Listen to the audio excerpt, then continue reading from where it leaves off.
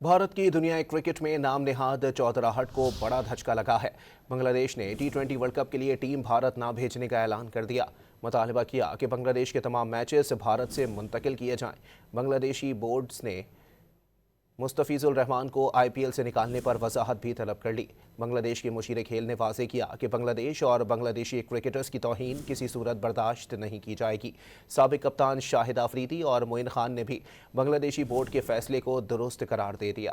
دنیا کرکٹ میں بھارت کی غنڈہ گردی نہیں چلے گی۔ پاکستان کے بعد بنگلہ دیش کرکٹ بورڈ نے بھی صاف بتا دیا، بھارت کا کھیل سے کھلواڑ خود اسی پر بھاری پڑنے لگا۔ کھیل میں سیاست تو گھسیٹنے پر بنگلہ دیش نے آئی سی سی ٹی 20 ورلڈ کپ کے لیے ٹیم بھارت نہ بھیجنے کا باضابطہ اعلان کر دیا۔ بنگلہ دیش کے مشیر کھیل نے بھی واضح کر دیا کہ بنگلہ دیشی ٹیم ورلڈ کپ کھیلنے بھارت نہیں جائے گی۔ آئی سی سی کو وینیوز کی تبدیلی کے لیے بھی خط لکھ دیا۔ بنگلہ دیش کے تمام میچز سری لنکا منتقل کرنے کی تجویز دے دی گئی۔ بنگلہ دیش کرکٹ بورڈ کے اعلامیے کے مطابق بی سی بی کے بورڈ آف ڈائریکٹرز کا ہنگامی اجلاس ہوا، جس میں بھارتی بورڈ کی انتہا پسند پالیسیوں اور بنگلہ دیشی کھلاڑیوں کی سیکیورٹی کے پیش نظر فیصلہ کیا گیا۔ بھارتی بورڈ کھیل میں سیاست کو لے کر آیا۔ بیان میں کہا گیا کہ مستفیض الرحمان کو آئی پی ایل سے نکالے جانے پر آئی سی سی سے وضاحت بھی طلب کی ہے۔ آئی سی سی سے کہا گیا کہ بنگلہ دیش کے تمام میچز بھارت سے منتقل کیے جائیں۔ بی سی بی کا سخت رد عمل بھارتی بورڈ کے دباؤ پر مستفیض الرحمان کو آئی پی ایل سے ریلیز کرنے کے بعد سامنے آیا۔